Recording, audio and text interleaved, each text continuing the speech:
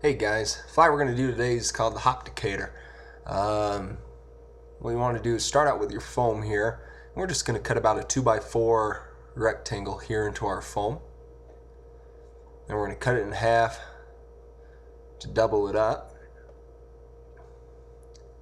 And then we're going to glue these two halves together so we've got a nice thick piece of foam to cut out our hopper pattern.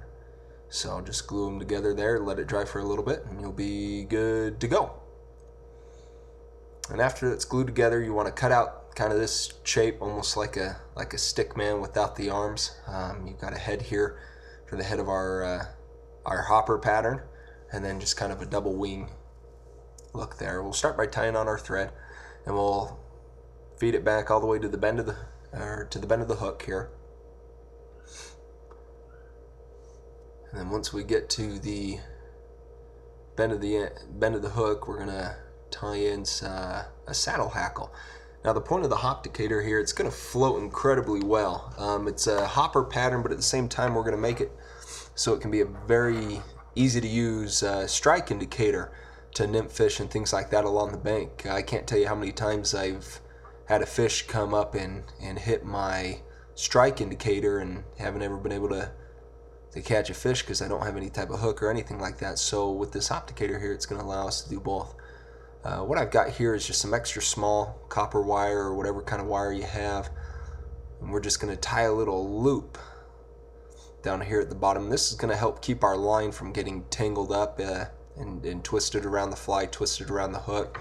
Just keep it a little organized, I guess, but we want to go no more than halfway between the barb of the hook and the shank of the hook here. So we'll cut that off, and we're just going to tie this on up here. There's not going to be any fishing line or anything really putting a lot of pressure on this piece of wire, so tying it in like this, we're going to be okay. And an extra small wire is going to be just fine. You don't have to worry about it tearing up your leader or anything like that. There's not going to be a whole lot of pressure on the line on this point. It's just really to guide the fishing line away from the barb of the hook. What I'm going to do here, I've got this dubbing. It's kind of a red dubbing mixed with some antron, so it gives me a nice sparkle kind of effect that I really like for my hopper patterns. We'll just do that, and we're going to come up about 3/4 of the way. Get about there. And then I like to do a half hitch before I do any kind of rotating of any other material. So we'll half hitch there, and we'll just bring our hackle around. And I might have tied my hackle on backwards. When wrapping your hackle, you'd like to get the hackle fibers to naturally go backwards, and mine are wanting to go forward. I mean, we can make it work, it'll be okay, but I must have tied it on backwards or something at the beginning, so we'll be alright. But once we get our hackle up here, we're going to tie our hackle on.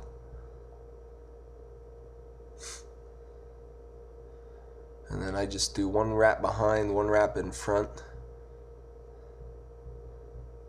and then behind, then in front again, and I'll just do that a couple times. That just keeps this hackle from really spinning on me and puts it down nice tight. Now when your hackle fibers are going forward, you can see I've got a bunch of fibers here poking up in the front. We'll just cut those off, and we're going to cover up all the stubs and everything with thread, and so it's not going to be a huge deal. And this hackle too, it's going to help our fly float, our indicator, whichever one you want to call it. It's going to help it float a little bit better. Same with that double foam. But we'll get that tied on nice, and then I'll grab my foam that I cut out, and we're just going to tie that on. Now we're really a thick piece of foam because we're two pieces here, and so it makes it really tough to clamp it down to that hook really well. So do as best you can. You might have a little bit of movement, but once you get these rubber legs on, and you're going to get enough to keep it from actually spinning all the way around, and so you'll be okay.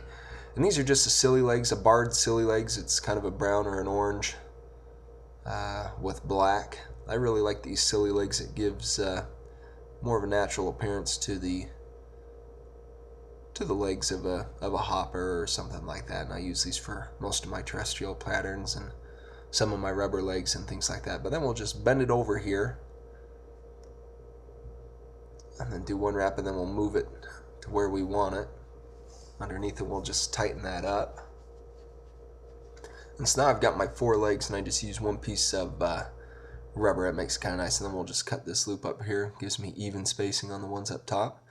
Now this is a Z yarn, and I've probably got 6 to 10 strands in there. And what I like to try and do is take my scissors and just poke it through there and try and loosen those up a little bit so I can have one big piece of yarn so I don't have the separate strands. And once I get that, then we'll cut it off. And I've got about probably 3 inches here, and I want to tie right in the middle. And we're going to have that come up on both ends here. And we'll just go in front and back a couple times and really wrap it around. I'm still trying to make sure that foam, my hopper pattern here is tied on nice. So we'll just go around until you feel like it's fairly secure. And then look underneath. We use that red thread because we're really putting a lot of thread in there, and so I'm not going to use any more dubbing. Like the idea with this is to make it realistic, but more importantly, you're not going to want to fish this just as a straight hopper. This isn't going to be your best hopper pattern. It's more to, for that 1 or 2 fish that'll come up and hit your strike indicator. Now you can actually catch that fish, so you're not missing fish that way. And it does it. I mean, you've got a lifelike appearance, and so you might actually be able to land some fish and things like that. They might start going and hitting something like this, but it's more to your main focus are your nymph patterns and what you're dropping underneath. But all I'm doing here is doing a couple half hitches. I've got the foam too close to the eye of the hook, and so it's kind of hard to get a whip finish in there, so I'm just doing a couple half hitches there. And that's what our Hopdicator looks like. We'll finish with some head cement just all around the thread, really get that on there nice. And if your rubber legs are kind of not doing what you want them to, you can take that head cement and just put some on the rubber legs and over exaggerate the bend that you want them to, where you want them to go. And as that kind of dries and hardens here, it'll give you, you'll be able to form it a little bit better and get them how you want it. And after we got that varnish, we'll give a couple blows and make sure we're nice and dry.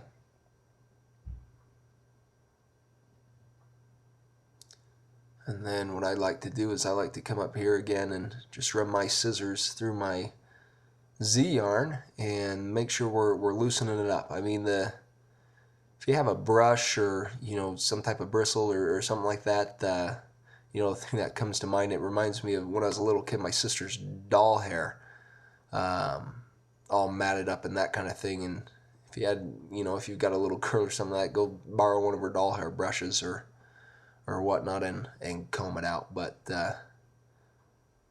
that's what that looks like there for your Hopdicator. And then we'll just trim these legs up a little bit.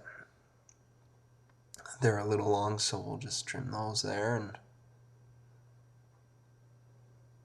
get them down where I like them, about an inch or so. And that's our Hopdicator. I mean, it's a hopper pattern, but again, we're going to use it as a strike indicator. And this is how you tie your strike indicator, just like you would anything else. We'll loop it through the eye of the hook. Okay, so I'm just right through the eye there. And I'm using some bigger fishing line, so it's easier to see. And then we're going to wrap our loop around our fly. And again, just like you would do on a regular strike indicator. And then we'll pull that tight there. And then with the butt end or the tail end, tag end, however you want to word it, of your fly line, where you'd be tying on your rubber leg or whatever dropper you're going to have, we'll put it through that little copper wire loop there that we tied at the butt end of the fly.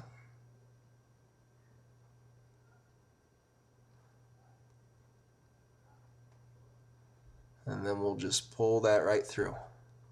And so once it's all done, this is what it kind of looks like. You've got your fly just resting nice and easy on your line there, and that looks pretty good.